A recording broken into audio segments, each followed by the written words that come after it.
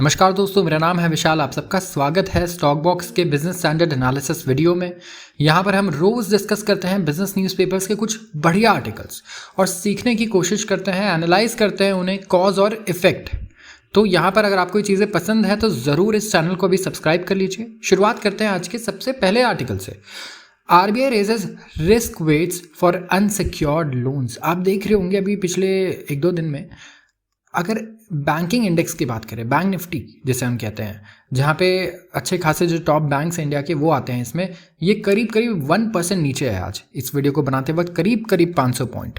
तो क्या रीज़न है इसका कि बैंक के शेयर्स नीचे आए हैं? एक सिंपल रीज़न है, RBI ने एक नई गाइडलाइंस निकाली और उसके अकॉर्डिंग जो रिस्क वेट हैं अनसिक्योर्ड लोन्स के वो बढ़ गए। अब ये सुनने में तो बहुत ही कॉम्प्लिकेटेड लगता है, लेकिन मैं बहुत ही सिंपल भाषा में आपको समझाऊंगा।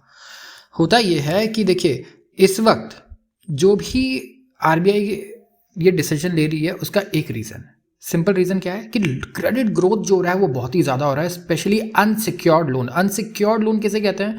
जैसे आप क्रेडिट कार्ड से कोई लोन ले लें, पर्सनल लोन ले लें, इसमें आपने कोई कोलैटरल नहीं दिया है, राइट?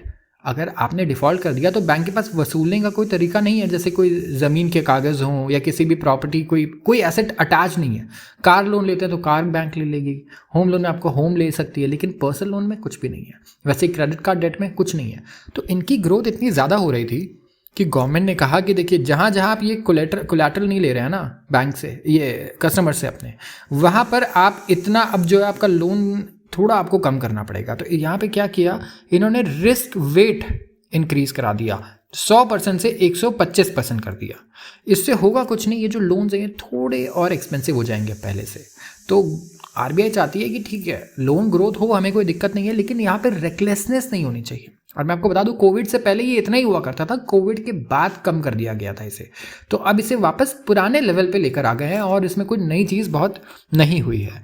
तो यहाँ पे अगर आप बैंक का डेटा देखें RBI का, तो 20% ग्रोथ हो रही है क्रेडिट कार्ड में, ठीक है, सॉरी, हाँ, growth in loans on credit card ये है 30%, पर्सनल लोन की ग्रोथ है 25% और ओवरऑल जो बैंक क्रेडिट ग्रोथ है वो है 20%।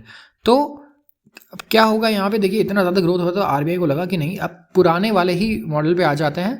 तो दोबारा से अब यहाँ पर जो देखेंगे, थोड़ा इससे कहेंगे कि बैंक्स की सेफ्टी और बढ़ जाएगी। तो ये हमारे लिए देखिए बहुत ज़्यादा कोई ख़राब न्यूज़ नहीं है। बैंक्स रेकलेसली लेंड नहीं करेंगे, थोड़ी और सेफली अब लेंड करेंगे इस पैसे को, और थोड़ा ये पहले से एक्सपेंसिव हो जाएंगे, बस यही रीज़न है। आते हैं अब अगले आर्टिकल पर। अगला आर्टिकल है वर्ल्ड कप फाइनल के बारे में। जो रूम टैरिफ्स हैं वो 1 लाख तक पहुंच गए हैं और जो फ्लाइट्स की टिकट है वो भी 400% बढ़ गई है वर्ल्ड कप की वजह से। तो यहाँ पर अगर आप देखें कि इतनी बढ़िया जो स्पेक्टाकुलर परफॉर्मेंस है इंडिया की वर्ल्ड कप में, इसकी वजह से अब जो सारी नज़रें हैं वो है अहमदाबाद पर। अहमदाबाद में है क्योंकि वर्ल्ड कप का फाइनल। और आप यकीन नहीं करेंगे, अगर मैं आपको ये स्टार्ट्स बताऊँगा तो आप ये देखिए कि जितने होटल्स हैं वहाँ पे वो पूरी तरीके से बुकड हैं, अगर आप देखें वहाँ पे। और इतनी सारी एयरलाइन टिकट्स की डिमांड है कि 4 गुना हो गई हैं एयरलाइन की टिकट्स अहमदाबाद जाने के लिए। तो यहाँ पे आप किस तरीके से, आप देखिए कि जिस जगह पे वर्ल्ड कप का फाइनल मैच है कुछ दिनों के लिए, वहाँ की इकॉनमी किस तरीके से, इतने पैसे वहाँ जनरेट हो जाएंगे, इतना इनकम जनरेट हो जाएगा जितना शायद वो महीनों में ना कर पाते हो। और फ्लाइट्स के लिए भी, होटल्स के लिए भी, लोकल जो मार्केट्स हैं उनके लिए भी, क्योंकि इतने लोग वहाँ पर आ रहे हैं। अगर आप देखें ट्रैवल प्लेटफॉर्म्स के द्वारा ये पता चला है कि जो बेस रूम्स है ना होटल में, इनका प्राइस है 10,000 से 15,000, ठीक है। और अब ये कितने में जा रहे हैं? अब ये बुक हो रहे हैं 15 से 50,000 के बीच में। तो 5 गुना की बढ़ोतरी हो गई है होटल रूम के प्राइसेस में, जो बेस रूम्स थे। अगर हाई एंड रूम अगर आप देखेंगे थोड़ा सा भी, जो 35 से 50,000 का पहले जाता था एक दिन का, अब जा रहा है 1 लाख रुपए में। तो जितने भी 5 स्टार से लेके जितने भी टॉप होटल्स हैं वो तो पूरी तरीके से बुकड हैं। और जो भी स्टेडियम के आसपास होटल्स हैं अब उनमें बिल्कुल जगह नहीं है। वहाँ आप भूल जाइए अगर आपको स्टेडियम के पास रूम लेना है, क्योंकि सारे के सारे बिल्कुल ही फुल हैं। यहाँ पे जो रूम्स अगर आप देखें यात्रा.com के थ्रू पता लगा 8,000 में जाती थी, अगर नॉर्मल दिन की बात करें 8,000 रुपये एक दिन का, अब वो 24 से 40,000 रुपये की हो गई हैं।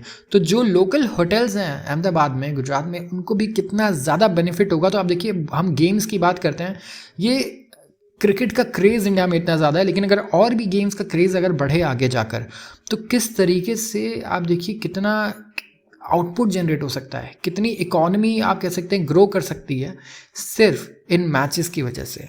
तो यहाँ पे आप अहमदाबाद में तो आपको अब ये जानकर पता चल गया होगा कि अहमदाबाद में लोकली जो इकोनॉमी है वो बहुत ही अच्छा करने वाली है, अच्छा खासा वहाँ ग्रोथ होने वाला है। काफ़ी अच्छा लग है उनका कि वो होस्ट कर पा रहे हैं वर्ल्ड कप के फाइनल्स जिसमें इंडिया प्ले कर रही है, इंडिया वर्सेस ऑस्ट्रेलिया। तो किस तरीके से ये कितना हेल्प करते हैं ऐसे गेम्स लोकल इकोनॉमी को पुश करने में।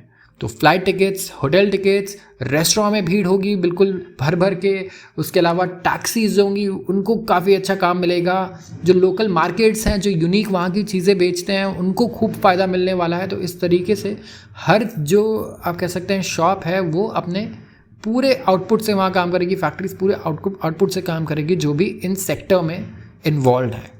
आते हैं अगले आर्टिकल पर, यह भी इंटरेस्टिंग है। यह है India's loss, Vietnam's gain, Apple's Chinese vendor changes plan. तो लक्ष्य है one of the biggest Apple के जो है चाइनीज़ कंपोनेंट आप कह सकते हैं और फिनिश प्रोडक्ट्स मैन्युफैक्चरर हैं, और ये इन्वेस्टमेंट कर रहे हैं वियतनाम की तरफ, क्योंकि इंडिया में एक्सपैंड नहीं कर पाए पॉलिटिकल टेंशन्स की वजह से। क्योंकि इंडिया और चाइना में ऑफकोर्स आप देखेंगे जियोपॉलिटिकल इश्यूज़ हैं हमारे, तो इसकी वजह से काफ़ी बार इन्होंने ट्राई किया पिछले 3 सालों में। और ये एप्पल के मेन सप्लायर भी हैं एयरपॉड्स के लिए और अपकमिंग सप्लायर है आईफोन्स के, और इन्होंने कहा है कि अब ये इन्वेस्टमेंट करेंगे $330 मिलियन का वियतनाम में। जो लाइसेंस है इन्वेस्टमेंट का, इसे क्लियर गया वियतनाम गवर्नमेंट द्वारा। तो कई लोगों का कहना है कि इंडिया, ऑफकोर्स देखिए इंडिया और चाइना के ऐसे नहीं कह सकते कि रिलेशनशिप्स अभी बॉटम पर हैं, ठीक है, लेकिन 2 कंट्रीज़ में अगर हार्मनी हो, पीस हो, तो किस तरीके से बिजनेसेस को कितना ज़्यादा फ़ायदा होता है।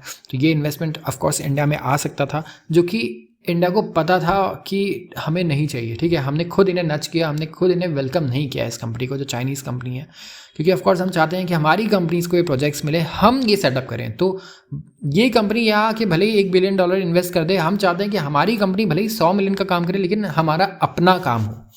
तो ये मे बी मेंटालिटी हो गवर्नमेंट की। हम चाहते हैं कि टाटा और कोई भी दूसरी कंपनीज़ हैं, वो रिलायंस या कोई भी बड़ी कंपनी पार्टिसिपेट करे और यहाँ पे मैन्युफैक्चरिंग वो शुरू करे, ताकि इसका पूरे तरीके से बेनिफिट इंडिया को मिले, प्रॉफिट्स में भी, हर चीज़ में, राइट। और सिक्योरिटी की भी बात होगी कि इंडिया, जो इंडियंस हैं वो made in India iPhone use करेंगे, जो इंडियन कंपनी द्वारा बनाई गई है, ना कि चाइनीज़ कंपनी द्वारा बनाई गई made in India iPhones.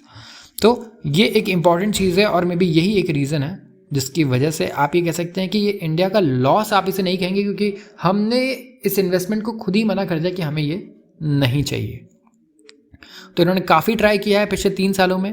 Vietnam government में इनका लाइसेंस अभी क्लियर हुआ, और अभी इनकी वियतनाम में इन्वेस्टमेंट वैल्यू हो गई है $504 मिलियन। ये स्मार्टफोन्स बनाएंगे, कम्युनिकेशन इक्विपमेंट बनाएंगे, टच फोन्स बनाएंगे और स्मार्ट वॉचेस भी बनाएंगे। तो क्या था रीज़न था? Strained India China relations. तो देखिए आर्टिकल ऑफकोर्स लिखा है कि जिस तरीके से हमारा लॉस हुआ है ये, बट हमें एनालाइज करना है न्यूट्रली इस आर्टिकल को, और हमें यही लगता है कि ये कोई ऐसा लॉस नहीं है जो हमें पता नहीं था। ये हम चाहते तो ये इन्वेस्टमेंट हमें तुरंत मिल सकती थी, लेकिन हमने इसे खुद मना कर दिया, क्योंकि हमें ये अपने आप प्रोड्यूस करना है ये गुड्स। हम चाहते हैं हमारे लोकल मैन्युफैक्चरर्स प्रोड्यूस करें, ना कि चाइनीज़। तो आज के लिए बस इतना ही। अगर आपको ये वीडियो पसंद आई हो तो ज़रूर इसे लाइक करें और चैनल को सब्सक्राइब करना बिल्कुल ना भूलें। इस वीडियो को देखने के लिए बहुत बहुत धन्यवाद।